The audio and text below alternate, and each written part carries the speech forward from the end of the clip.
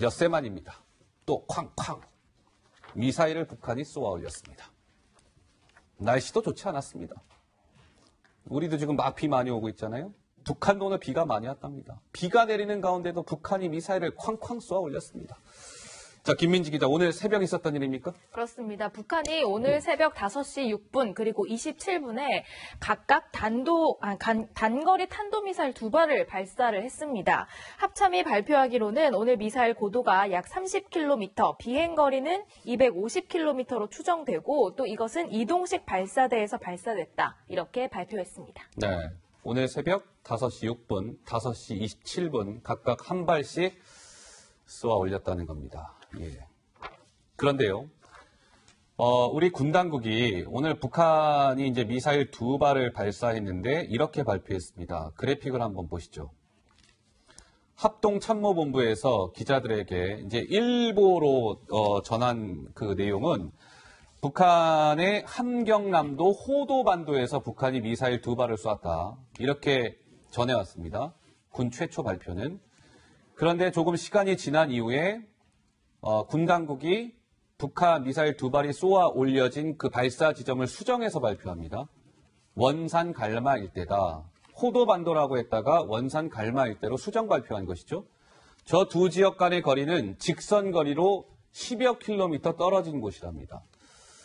구 박사님, 저 발사 지점을 그럼 우리 군 당국이 애초에 잘못 파악했다는 건데 이게 좀 위중한 문제라고 볼 수 있습니까? 저게 이제 지역으로 봐도 예. 함경남도 금야군 호도반도입니다. 그리고 원산은 강원도 원산특별시 갈마지구요. 그러니까 행정구역 자체가 다릅니다. 행정구역 자체가 다릅니다. 네, 그러니까 한 개 시군 차이가 나는데 아하. 실제적으로 비행기 거리로 해도 이제 10여 킬로 정도 되고 실제 거리는 조금 더 먼데 저게 왜 문제가 되는가 하면 우리가 이제 항상 북한이 미사일 발사를 할 때마다 우리가 저렇게 하면 원점 타격을 한다는데 예. 실제로 쏜 거는 갈마반도에서 썼는데 호도반도에다 대고 미사일 쏜다는 소리랑 마찬가지 아닙니까? 어허. 우리 보복 미사일을 예를 들면 예. 근데 저게 어떤 문제가 될 수 있는 것 같은가 하면 우리 이지스함이랑 나가 있다 그러는데 이제 지구 공면 때문에 먼데 나가서 저 30km 뜨는 건 처음에 잡기가 좀 힘들 겁니다. 근데 네. 우리가 이제 공중 정찰 자산들이 있어요. 그러니까 백두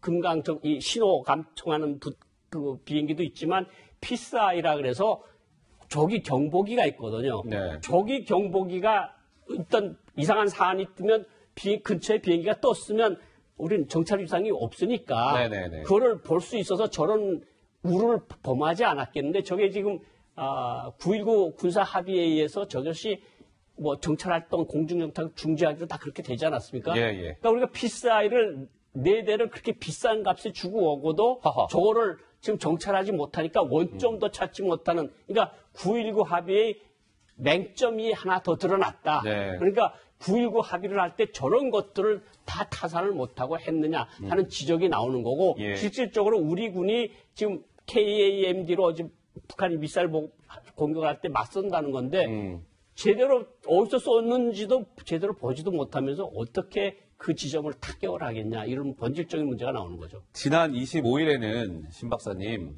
우리 군 당국이 25일에도 북한이 미사일 2발 쐈잖아요. 그때는 비행거리를 수정 발표했죠. 처음에 비행거리 발표한 거에서 나중에 비행거리가 잘못 발표됐다 하면서 수정 발표했습니다. 엿새 이후에 오늘은 발사 지점을 또 수정 발표했습니다. 근데 이번 25일도 그렇고 오늘 쏜 미사일도 다 철저하게 우리 남한을 겨냥하는 미사일입니다. 국민들이 많이 불안해하시지 않을까요? 사실은 우리의 정찰 능력의 한계를 보여준 거고 있는 자산조차도 제대로 활용하지 못하고 있다. 심각한 문제라고 생각합니다. 네. 이것이 작전이었으면 우리의 작전은 실패한 거죠. 말씀하신 것처럼 킬체인이 작동할 수 없는 거예요. 허허. 갈마반도에서 썼는데 우리의 타격은 호도반도에 있었으면 갈마반도에 있는 자산은 그대로 보존돼서 2차 타격이 가능한 거 아니겠습니까?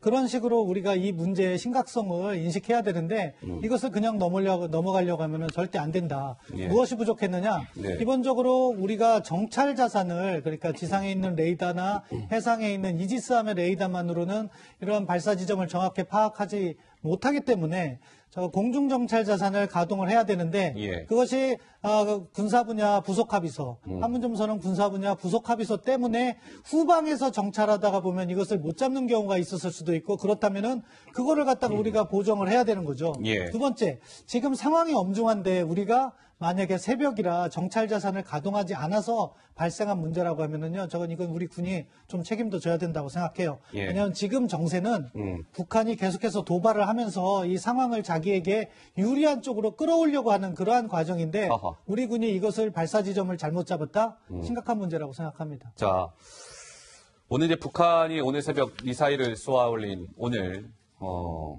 정경도 국방부 장관이 한 국방 포럼 기조연설에 나섰는데, 자, 김민지 기자, 정 장관이 좀 눈에 띄는 발언을 했다면서요? 그렇습니다. 사실 국방부 장관이라면 해야 될 말이 당연한 그런 내용의 말인데요. 정 장관이 했기 때문에 좀 주목을 받은 측면이 있습니다. 뭐라고 했는지 한번 들어보시죠. 포괄적 안보 개념에 근거하여 우리를 위협하는 모든 세력을 적으로 보아야 합니다. 우리를 위협하고 도발한다면 북한 정권과 북한군은 당연히 적 개념에 포함되는 것입니다. 그러나 때로는 안보에 대한 우려나 비판으로 군을 정쟁의 소재로만 이용하는 것은 아닌가 의구심마저 드는 것이 솔직한 심정입니다. 장관으로서의 소임에 더욱 정진하겠습니다. 우리 군은 오직 국가와 국민만 바라보고 예. 네, 북한을 적 개념에 포함한다. 이렇게 이야기를 한 건데요. 우리를 위협하는 모든 세력은 적이라고 하면서 우리를 위협하고 도발한다면 북한군도 적 개념에 포함된다. 이렇게 말했는데 지난해 9월에 취임한 이후에 북한에 대해서 가장 강경한 발언으로 풀이됩니다. 이 부분을 시청자 여러분 한번 좀 짚어보죠. 정경도 우리의 군의 어떤 안보를 책임지는 국방부 장관이 오늘 한 이야기가 지금 그래픽에 등장해 있거든요. 한번 시청자 여러분들께서도 한번 쭉 읽어봐 주십시오. 그런데 오늘 정 장관의 저 발언이 아주 주요 뉴스로 다뤄지고 있어요. 어떻게 보면 국방부 장관으로서 너무나 당연한 이야기를 했는데 그게 주요 뉴스로 다뤄지고 있는 이 상황. 굉장히 좀 아이러니하지 않습니까? 지금 저게 문제야. 저 발언에도 문제가 있는데 전 외교부 장관이 하는 말을 했어요. 그러니까 우리를 위협하고 도발한다면 예. 어떤 조건을 가상을 했거든요. 예. 그러니까 국방부 장관은 저런 미사일 위협을 계속하는 북한 정권이야말로 북한군이야말로 당연히 우리 적이다. 우리 군은 그렇게 생각한다. 이랬으면 또 저렇게 문제가 안 됐을 수도 있고 장관이 전번에도 그런 문제가 있지 않습니까? 적입니까? 하니까 몇 초 계속 7초인가 기다렸다가 이제 아하. 적입니다. 예. 그런 말을 했으니까 이제 이게 뉴스가 되는 겁니다. 국방장관이 한 저런 말이 당연한 말이 뉴스로 되는 이 현실이 예. 너무나 안타깝고 사실은 국방부 장관이라면 외교부 장관처럼 저렇게 말하면 안 되죠. 네. 오늘도 미사일 발사를 했습니다. 북한과 북한 정권과 북한군은 당연히 우리 적입니다. 예. 이렇게 말을 했어야 되는 것이 아니냐 이런 생각이 듭니다. 예, 신 박사님. 예. 참 안타까운 부분이 있는데요. 뭐냐면은 일단 장관께서 먼저 자신을 돌아봐야 될 것 같아요. 우리 군이 지난 몇 개월 동안 어떠한 대응을 해왔기에 이러한 문제 제기가 제기되느냐. 탄도미사일을 탄도미사일로 부르기 시작한 거 일주일밖에 안 됐습니다. 5월 달에 그렇게 모든 사람들이 다 탄도미사일이라고 할 때 우리 국방부에서는 그것을 그냥 단거리 미사일 이런 그렇게 식으로. 이야기를 했던 예. 거죠. 예. 왜 그랬을까요?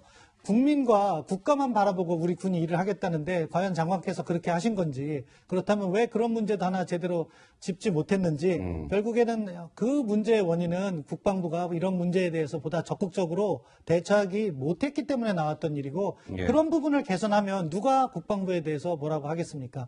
일단 장관께서 먼저 자신을 돌아보라고 말씀드리고 싶고 또 장관 말씀 중에 정쟁이라는 표현을 사용하셨는데 아하. 그건 역시 부적절하다고 생각해요. 예. 왜냐하면 국방부는 잘했고 자신은 잘했는데 마치 정치에서 야당 쪽에서 자기를 정쟁으로 이렇게 문제를 삼는 것 아니냐 하는 문제 제기를 했는데요. 예. 저거는 지금 상황에 대해서 겸허하게 받아들이는 자세는 아니라고 생각합니다. 예. 지금 이거죠. 예. 군 정쟁 소재로 이용하는 것. 그런 것 아닌가 의구심이 든다. 군을 매도하는 건 안보를 염려하는 게 아닙니다. 장관 수임에 전념하겠습니다. 이제 그 부분에 대한 우리 신 박사님 말씀이 좀 있으셨고요. 자, 오늘 북한이 미사일을 쏘아 올리자 청와대는 긴급 그러니까 NSC를 열었습니다. 국가안전보장회의. NSC가 열리긴 했으나 고 박사님, 오늘 NSC 또한 문재인 대통령이 주재한 것이 아니라 정의용 국가안보실장 주재로 NSC가 열렸답니다. 대통령이 주재할 만큼 좀 엄중한 사안이라고 보십니까? 어떻습니까? 5월 달에 벌써 2번이고 예. 엿새 전에 한 번 했을 때도 대통령 참가해 그런 거 하지 않았고 예. 지금 계속해서 연이어 진행이 되고 있는데 대통령께서 지금 참여를 안 하시고 더 좀 뭐 제가 가관이라는 표현까지 쓰고 싶지는 않은데 네. NSC 성명에 나오는 걸 보면 그냥 제일 강하다는 표현이 강한 우려를 표명한다. 아하. 우리 군은 준비태세를 유지한다.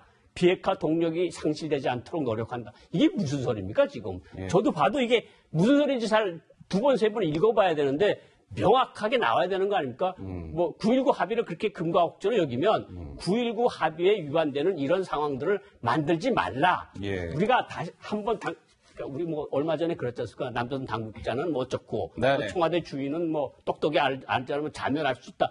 이런 말까지 계속 하고 있는데 계속해서 우리가 이런 저자세적인 자세를 취하면 북한은 점점 더 자고자대할 거고 예. 그러면 우리 국민, 우리 국가의 자존심은 뭐가 되는 겁니까? 그러니까 다른 사람 눈에 국민의 눈에 비춰봐도 아니 북한한테 너무 자꾸 낮은 자세로 다가가는 게 아니냐. 이런 NSC 같은 데서 강한 메시지를 한번 내놓고 대통령 뭐 바빠서 못 참가할 수 있다고 한다면 그러면 다시 한번 이런 것이 있을 때는 우리가 안보리에 데려갈 수 있든가 이 문제를 아니면 강하게 규탄한다든가 이런 소리를 했었어야죠. 예. 뭐 강한 우려를 표명한다고 하면 뭐 배가 하나 자꾸만 배가 잘못 들어왔다 뭐 잘못된 것처럼 그런 사고가 아니지 않습니까? 예. 5월 4일, 9일 엿새전 지금 4번을 연거푸 이렇게 진행이 되고 있는데 이런 것은 실망스럽게 그지없습니다. 정치권에서는 뭐 김민지 기자 뭐 안보 난국이다 뭐 이런 표현까지 등장했다면서요? 그렇습니다. 야당에서는 현재 안보 상황에 대해서 깊은 우려를 나타냈습니다. 또한 대통령이 주재하는 NSC가 왜 중요한지에 대해서도 이유를 이렇게 설명했습니다. 들어보시죠. 대한민국이 안보 난국입니다. 2017년만 해도 북한의 미사일 도발이 9차례 있었습니다. 그때는 대통령이 주재하는 NSC 전체회의를 했었습니다. 이 부분에 대해서 대응 마련도 했었습니다. 그러나 그 이후 지금 2019년에 들어서 단 한 차례도 지금 대통령께서 참석하시는 NSC 회의조차도 열지 않고 있습니다. 오늘 미사일 발사에 대해서 정부가 어떻게 대응하는지가 향후에 북한의 미사일 발사 의지를 소멸시키느냐 약화시키느냐에 결정적인 영향을 줄 것입니다. 고 교수님께서 잠깐 말씀을 주셨습니다만 조금 더 짚어보겠습니다. 이제 오늘 긴급 상임위원회 NSC 국가안전보장위원회 상임위원회 이제 회의가 있었는데 그 결과가 조금 전에 발표가 됐는데요. 미사일 발사에 대해서 우려를 표명한다라는 문구도 있고요. 그 다음에는 군에게 철저한 대비태세 유지를 강조했다. 비핵화 협상 재개 동력 상실 안 되도록 외교적 노력을 계속해 나가겠다. 오늘 북한 미사일 발사에 대한 우리 청와대의 공식 입장이라고 볼 수 있습니다. 신 박사님 좀 너무 수위가 좀 낮다라고 보십니까? 네, 수위가 낮고 동문서답하고 있는 거죠. 뭐냐? 북한의 미사일 발사를 어떻게 규정할 것인가.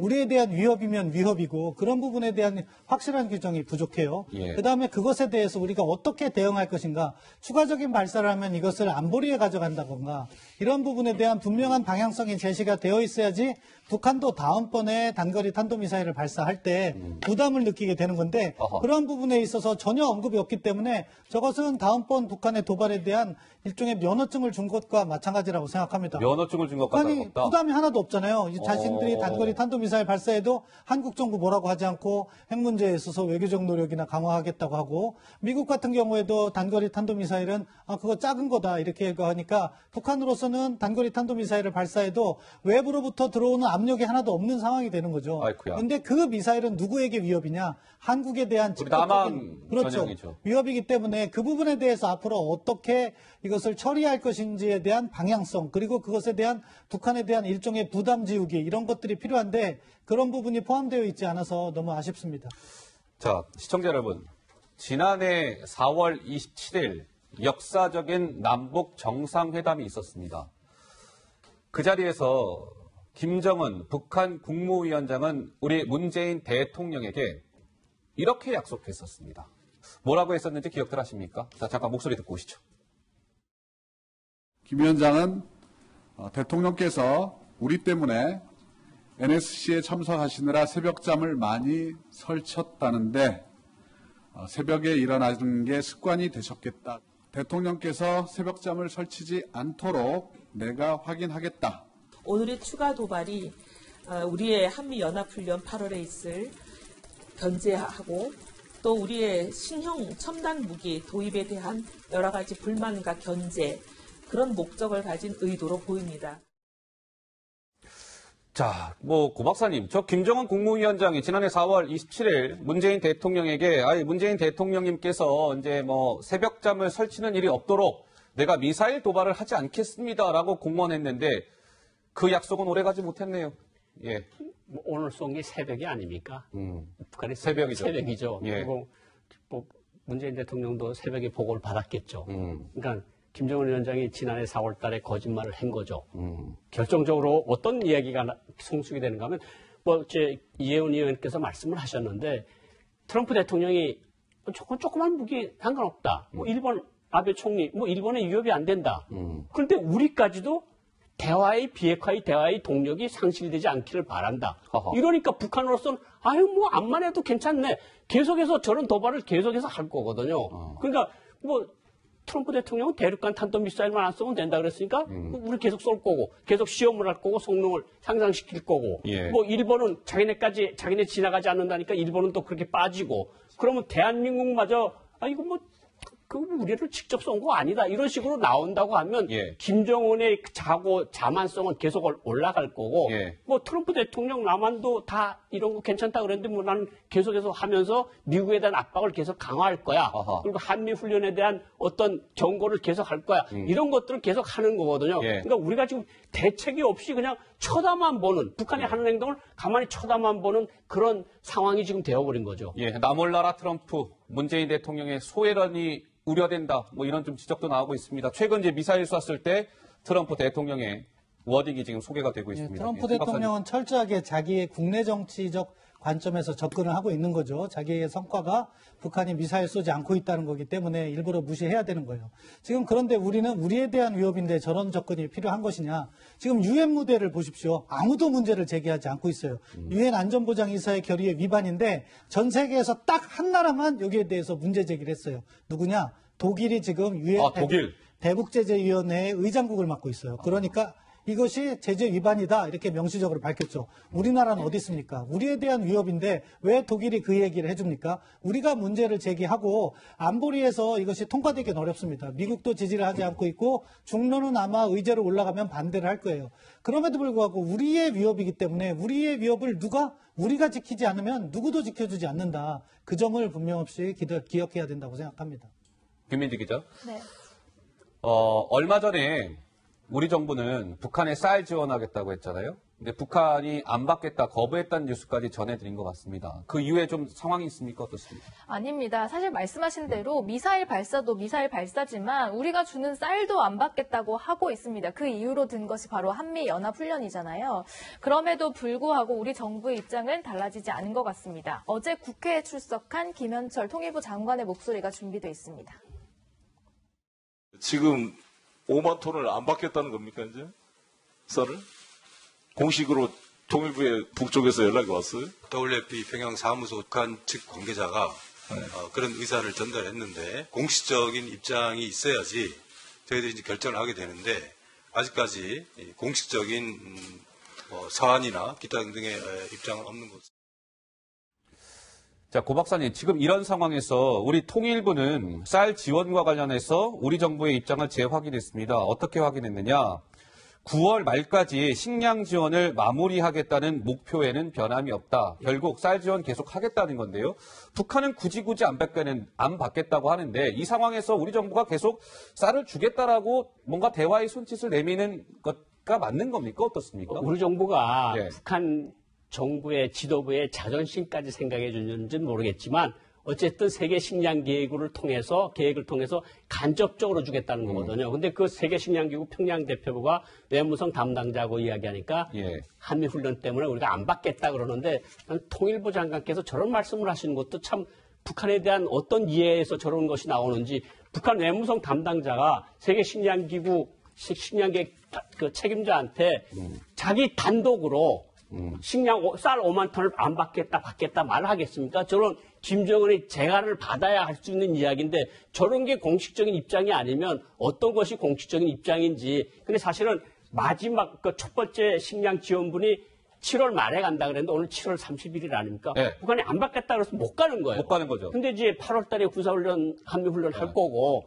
그러면 이제 통일부는 9월 달까지 계속 받겠다는데 안 받겠다 그러는데 왜 굳이 주겠다 그러는지 저렇게까지 우리가 자존심을 숙이면서까지 저렇게 해야 될 어떤 이유가 있는 건지 그러니까 북한 입장은 명백한 거 아닙니까? 한미훈련 하지 말라. 제재 걷어치우고 개성공단 금강산강가 재개하라. 쌀 5만 톤 같은 거 가지고 북한 표현입니다. 시시껄렁한 거 가지고 우리를 뭘 회유하려고 들지 말라. 이게 북한 입장이거든요. 예. 그런데 과연 저렇게까지 할 필요가 있을까 이런 생각이 드네요. 예, 신 박사님. 정책을 처음에 잘못 수립하면은요, 스텝이 꼬여요. 왜냐하면 저 쌀 지원 정책 자체가 잘못된 거예요, 처음에. 그 당시의 환경에서 북한이 쌀을 필요로 하고 있느냐, 그리고 그 다음 환경은 어떻게 전개될 것이냐, 그 부분을 파악했어야죠. 저 즈음에 북한에 무슨 행사가 있었습니까? 시진핑 주석의 방북이 있었어요. 네. 과거 전례 보면 과거 2001년에 장쩌민 주석이 방문했을 때 식량 30만 톤을 지원했습니다. 시진핑 주석의 방북이라는 것은 식량 지원이 함께 따라 들어가는 거죠. 그럼 북한은 보다 유리한 조건에서 또 다른 요구를 해올 가능성이 있다. 그걸 우리가 알면서 북한과 사전 조율을 했어야죠. 쌀이 필요하냐, 언제쯤 지원할 것인가. 그런데 그러한 준비 하나 없이 우리가 일방적으로 발표해버리니까 북한이 우리를 역으로 이용하는 거예요. 우리는 준다고 해놓고 받지 않으니까 우리 정부의 입장은 뭐가 됩니까? 정책 이렇게 해서는 안 됩니다. 알겠습니다. 자, 오늘 북한 미사일 발사에 따른 최근의 안보 환경 좀 짚어드렸습니다.